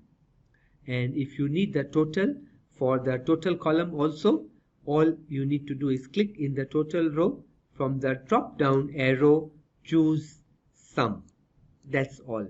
Now we can see the total here also. I want to format this data with commas, so I can go to home, click on the comma, and now the numbers look so much better. So this is a table, and it's very easy to add a new column in a table. For example, if I want to calculate the GST, like a goods and services tax, which is applicable in many countries. So I simply type GST, press enter, and you can see immediately this column has been added to the table. I write the formula here, equal to, take the total price. So there is a special name for the total price, multiply by 10%. And this time we don't have to copy down the values. It copies down for each of the rows automatically. How is this possible? Well, that's because we created a table, and all these features come to you free because we converted it to a table. That's so many benefits. That's why I'm requesting you, please start using tables in all your data items. Now we need a total for the GST, so we can click on the drop down arrow and pick the sum. And of course the sum is not fitting here. What to do? We can double click between H and I, and you can adjust the column to your preference. You can notice that the commas are automatically placed. I did not even choose that. So this is how smart tables in Excel are. You can easily add rows and columns. If you want to add new rows, come to the last row and press the tab key. This will add a new column, and now we can add a new row like 71202 and some code like BL998889. Give it a name. Let's say James. He has sold a big order of 100 quantity and the price is 200, and then automatically the price is calculated, the GST is calculated, and the totals are updated. How good is that? This table is my most favorite feature in Excel, and I use it all the time. So you get started with tables as the first thing. You will love this kind of functionality. When we create a table, there is automatic sorting and filtering capabilities. For example, if I want to sort by the type, I can simply click on the type, click on the arrow and say sort A to Z. That's it. All the average orders, big orders and small orders have been sorted. If you decide to sort by the quantity, we can click total, sort by smallest to largest. Now the sorting is different. And if I want to sort by the date, I can say sort oldest to newest. One click is all it takes, and it will do a nice sort for you. If you want to change the sorting and sort into the descending order, it's again easy to use. We simply come here and choose sort Z to A. Z to A means in the descending order. The highest will be at the top, the lowest will be at the bottom. So in this case, S is the largest because S comes after B and A comes after B. You know, this is the descending order. So A is at the bottom and S is at the top. If we sort the date in the descending order, newest on the top. So this is the descending order, highest date is on the top. And if we sort by the total price in the descending order, largest to smallest, the highest total price will be at the top and the smallest one is at the bottom. This is descending sort. If you don't want to sort or you only want to filter a particular set of values, we can do that from the drop down arrows. For example, I am only looking at big orders. So by clicking on the arrow, I can uncheck all the average and the small, only tick the big, click OK, and now only the big orders are viewed on the screen. You can see the row number 8 is missing. That means 8 is hidden because there's no big order on row number 8. So now we are looking at only big orders. The total price and the GST is automatically updated, only showing the big orders. How to remove the filter? Simply click back and say clear filter from the type. Gone. Now let's say I am looking at only orders generated by Ryan. So I only pick Ryan, OK, and now we are looking at only Ryan's orders. We can see that Ryan got 3 big orders and 1 average order. The total and the GST is visible. How to clear? Same thing. Go back in and choose clear filter from the name. We can also pick by value. If let's say I want to see only where the price is more than a particular value, I can say number filter greater than 10,000.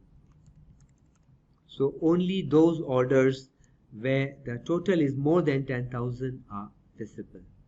How to clear this? Click again and clear filter from total price. That's it. Tables are extremely easy to use. Please start using them right away. Many of our bosses and customers, they want to see the data visually, not in numbers. Well, for them, we can create charts. Charts are very easy to view and easy to create in Excel. All you need to do is to come to the charts worksheet in your Excel workbook and select the data. Once we have selected the data, we can simply go to Insert and choose a chart that you like. I like this column chart and I'll just choose the 2D column chart and a chart is created. It's so easy. Let me show you once again. If I don't need the chart, I delete it. So all we need to do is select the data and go to Insert, click on the chart and done. Now the chart we can move by clicking anywhere you want, and then if you want to put a chart title like sales for 2025, we can click inside the chart title and then remove the words and just say sales for 2025. That's it. We have a beautiful chart visible. So this chart we can print it in a PowerPoint slide and give it to our customer or boss. They'll be pretty delighted. Now if you don't like this chart, we can change it. For example, you can click on the change chart type. You can see here change chart type, and we can convert this into a pie chart or a bar chart or a line chart, the way you want it. Generally the column chart is pretty popular. I like to stick with this, but of course I'll take the colored version and click OK. So up to you. Let's do it one more time. I delete the chart. We select the values, go to Insert, click on the 2D column chart, and that's it. Simply move it around, click inside, double click and change the chart title to sales for year 2025. Delete what you don't want and done. Our chart is now ready. Let's look at another chart. This time we have products and the quarterly sales for the last 4 quarters. So we select all the data, and as usual we go to Insert, pick the chart and done. How beautiful is that? It displays for each of the quarters, the sales of pens, pencils and books. So it's so easy to see that pencils sold the maximum in quarter 1, whereas in quarter 2 pens were selling the most. In quarter 3 it was back to pencils, and quarter 4 it was back to pens.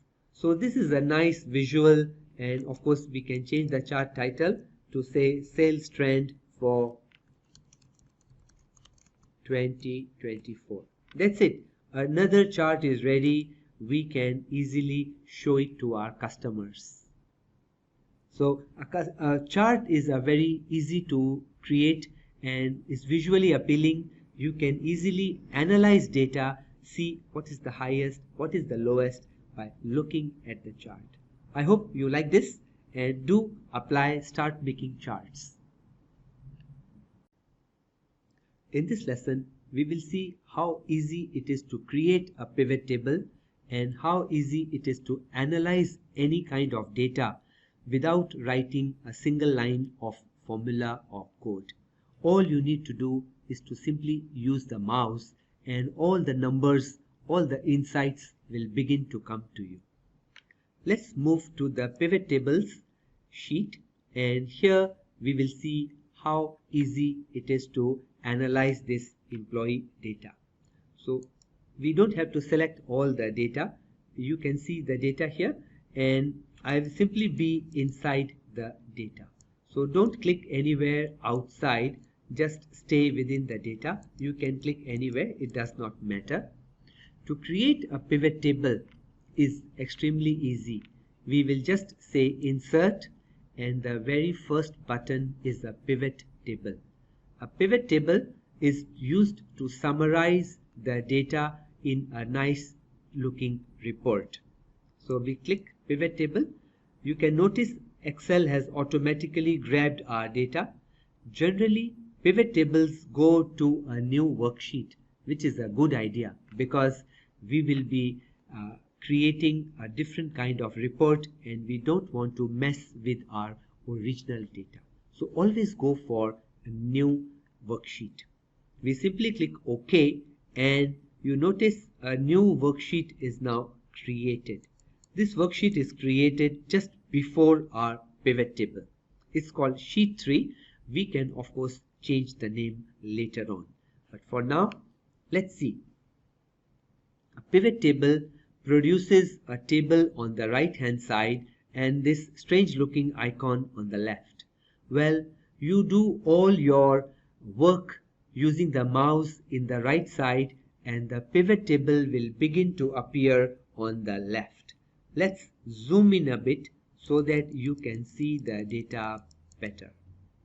Okay, now let's see. I want to see the total salary, so I check the salary. The total salary is $363,000. I want to split it by the different divisions, so we check the division, and you can see now sales division and the admin division, and what is the total salary by the divisions. If you also want to see by position, we check the position, and now the data is separated by each department and the role of the different people. So without writing any formula, we are now summarizing the data and analyzing it, telling to our customers or bosses that clerks in total get more than managers or secretaries. Maybe there are more clerks there, but this is in the sales department. There are more clerks. In the admin department, the clerks are earning less, and the managers and secretaries, maybe there are more managers and secretaries in the admin department. So this is easily visible by analyzing the data using a pivot table. It's easy to make any changes to a pivot table. So if you feel, oh no, this is not what I wanted, simply uncheck. Once you uncheck, the setting is removed, the column is gone, and you can start from scratch all over again. Now I want to see by position and by the total salary. So we are not looking at the department, we are only looking at the position and the total salary. But of course, if you want to see the split of the gender, we can click the gender, and for each role the male female is separated. We can choose to bring the gender into the columns. When you do this, you can see that the position is in the rows but the gender is in the column, giving you a better representation in a smaller space. Now it's easy to see that females in total earn more than males within our company, but it could be different for different roles. For managers, females are earning more than males, but for secretaries, males are earning more than females. Maybe there are more males or more females in the different departments. So this is the total. Now let's say I don't want the position, but I'd rather maybe we remove the gender.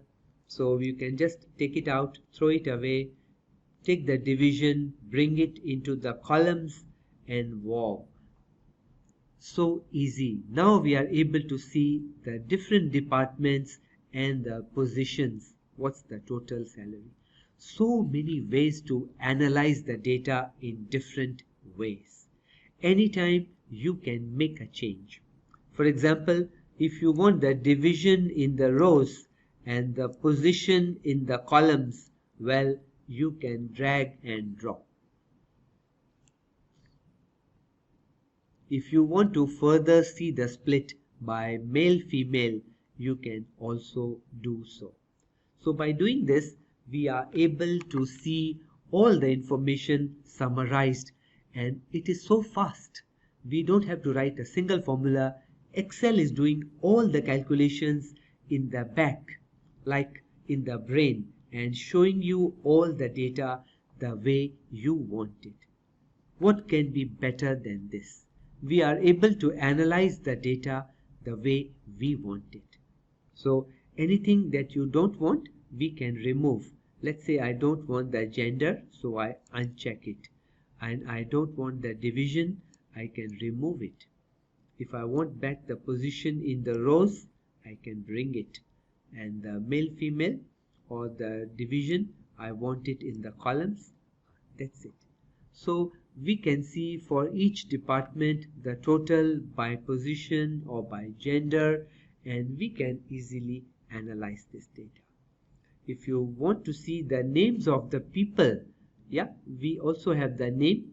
By checking the name, the names of the clerks appear below the clerks, the managers and the secretaries. It's now so much easy to analyze our data like this. Now let us discuss how to use the filters area here in the pivot table. So for example, if I take the position into the filters, and now we will change the names. I'll remove the names, and instead we look at the division here and the gender in the columns.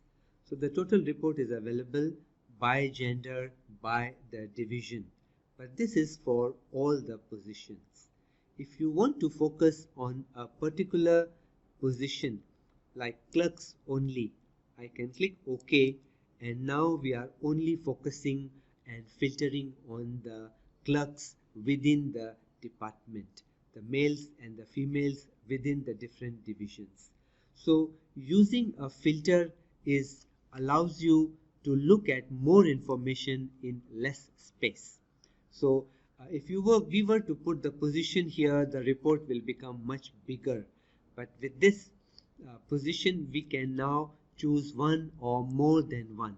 If you want to choose more than one position, you notice you can't directly click on two values, but if you check the select multiple items, there are check boxes provided to you, and now I can choose the manager and the secretary together.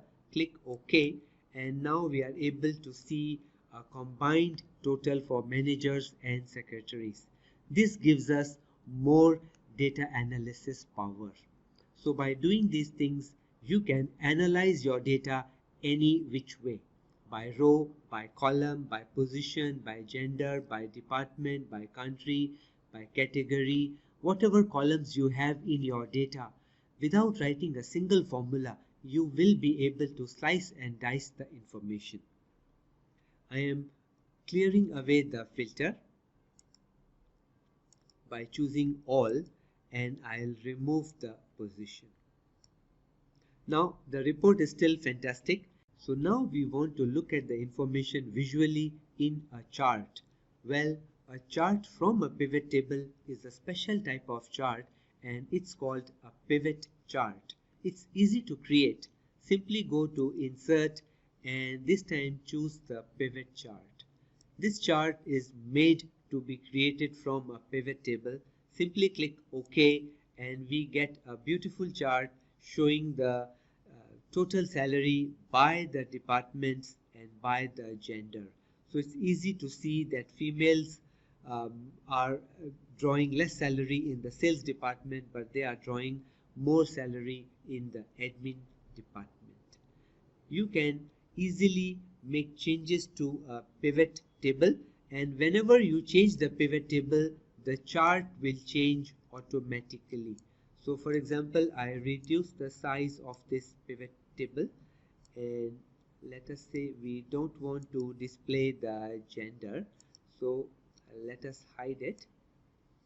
And let us first have a look that whenever we make changes to our pivot table, so if I don't want the gender, I remove the gender, then the gender is also removed from the chart.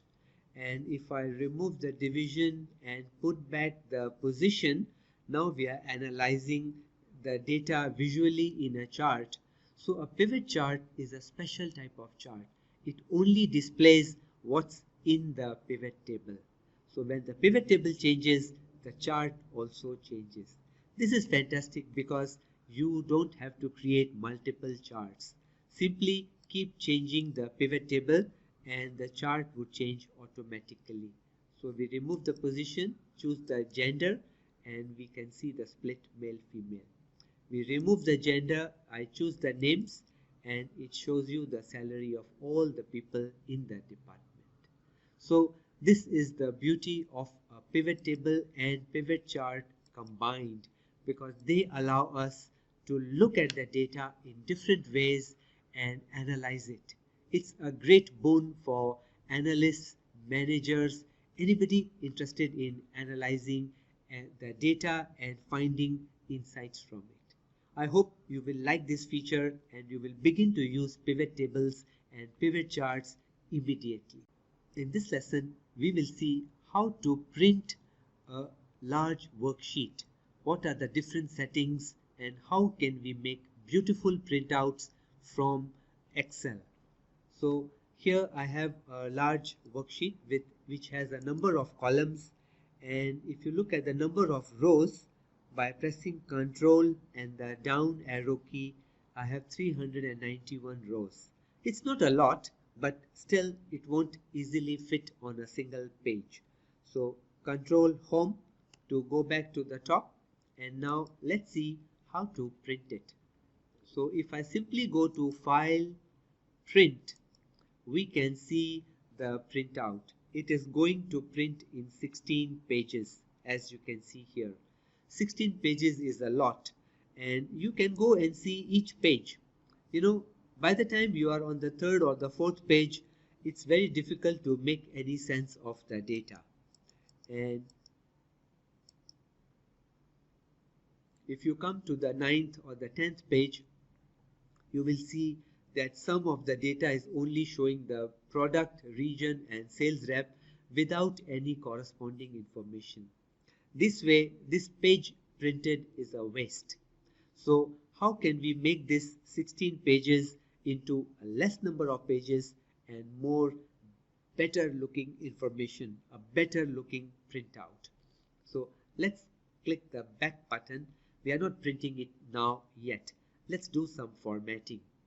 So we go to page layout, and under the page layout menu tab there are all the settings for the page setup. This is for arranging the printout. The very first thing we should do is to change the orientation. Since we have a large number of columns, we can change it to a landscape. Landscape will be more columns will be able to fit here, and you can see that it's able to fit better because of the dotted line that we can see here. And if we change the orientation to portrait, you can see the dotted line at the end of G column. So the data gets cut here on the portrait mode. Portrait is like your portrait photo in your passport photo. So portrait will split it into multiple pages. Let's change back to landscape, and then let's choose the paper size. It's using the letter size. I am okay with this, just that I don't use the letter size. Letter size is more popular in the US. In Singapore and in Asian countries, we use the A4 size paper, which is pretty similar, just a few centimeters difference. But so I will choose A4, and this will be a better fit for my printout. Now we can also pop up the page setup menu by clicking on the small arrow on the bottom right here. This will allow us to see better all the options that are available. So landscape, we want to adjust to 100% on A4 size paper. We can do a print preview. This will give us a printout, how it will look like. Let's make this better. So we can arrange our margins. We can set some grid lines. Let's open the page setup, back, and go to margins. We can adjust the margins by reducing a bit on the top and bottom so that we get more space. On the left and right, I don't want to reduce too much, because if we were to put it into a file by making the punch holes, it should not spoil the data. We can add some header and footer here. How to add header and footer is we can click custom header, or you can pick a header from here like the file name. Let's choose a custom header which has 3 sections: left, center and right. In the center, I want to display the file name. So simply click the X icon and this will display the file name. On the right, I want to display the date and time of printing. So I can just say printed on, and then I'll click on the number 7, which will print the today's date. That's all for the top. Click OK, and we can see a preview here. It will print the name of the Excel workbook and the today's date printed on. Let's also add a custom footer. In the custom footer, I can type on the left confidential, and then on the right side I can display the page number, like page number of the total number of pages. So this will print like page 5 of 10, page 6 of 10. This way people will know that there are 10 pages and this is the 5th or the 6th page.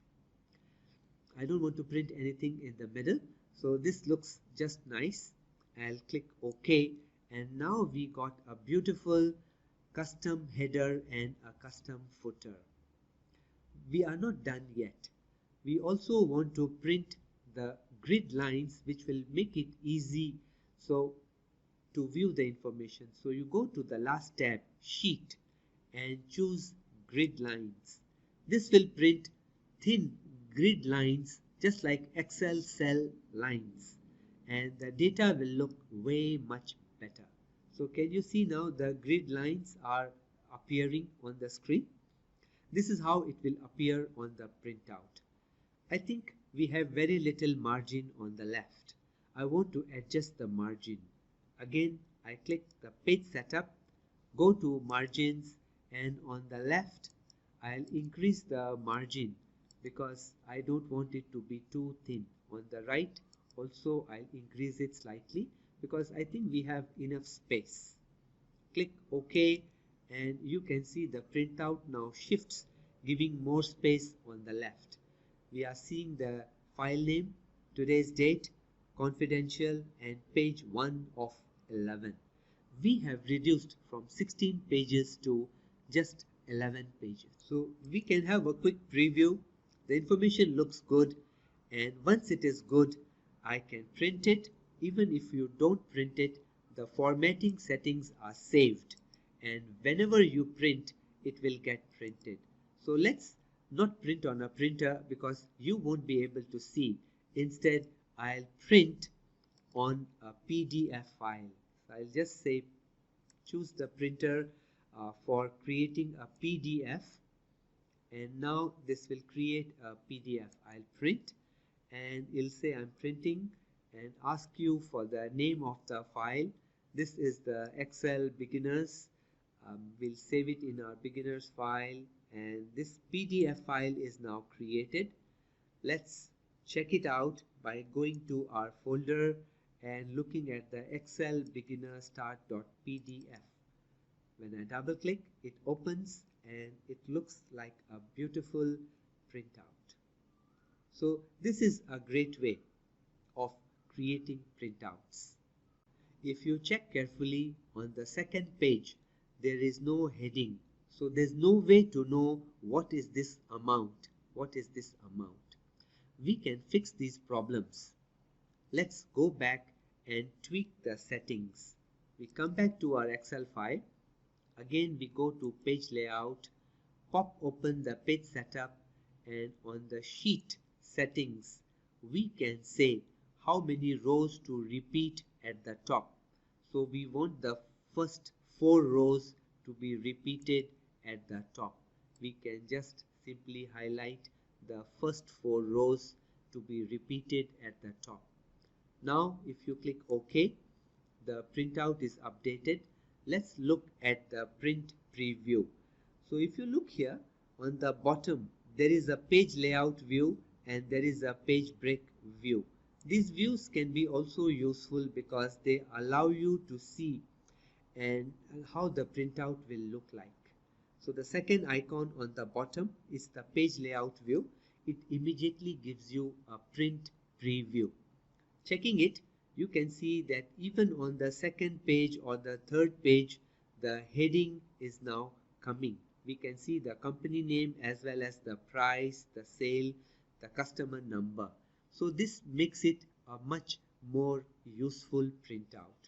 I hope you picked up quite a few tips in printing and making better printouts in Excel.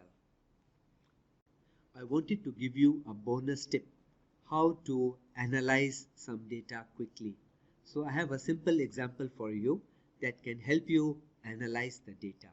This is something extra I just wanted to share with you.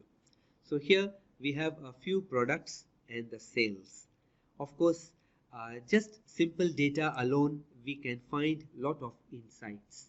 So I'll convert this into a table by going to Home, Format as Table, pick any color of your choice and click OK.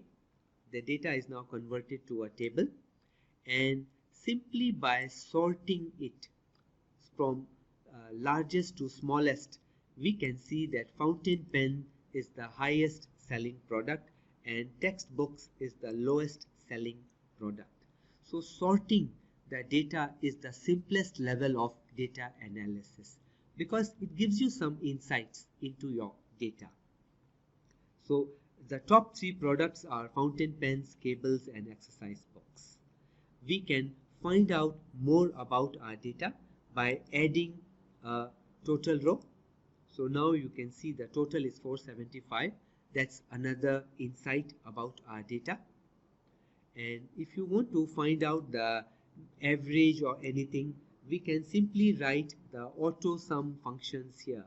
Auto sum and we only select the table sales. So we got the sum.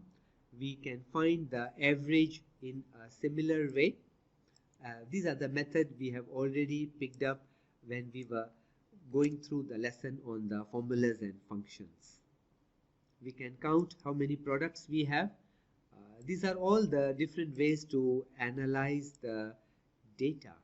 And now we know that there are 10 products, total sales is 475. We can find the minimum and the maximum. Minimum of the total sales, enter, that's 10, and the maximum of the total sales, the highest value among the sales values is 80, as you can see that. We may also be interested in the top 3 or the bottom 3 products. So we can simply display our top 3 products and the bottom 3 products here by easily viewing this information. How to do that? Well, it's pretty easy. You don't have to write any formula. Simply click on the drop down icon here and we have these number filters. Simply pick top 10. Of course, we don't want all the 10. So after you pick the top 10, say I am only interested in the top 3. Okay. And these are the top 3 products. Notice our sum average count has not changed. The top 3 products are visible, and if I want, I can simply grab this table, copy and paste it here.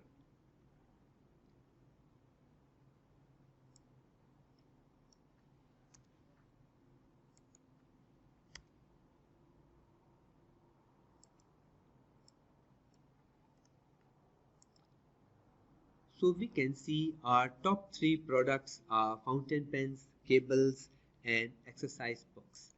How about the bottom 3? Well, bottom 3 is also easy to find. You can simply go back to the number filters, top 10, and or maybe just clear the filter and apply it again. Number filter, top 10.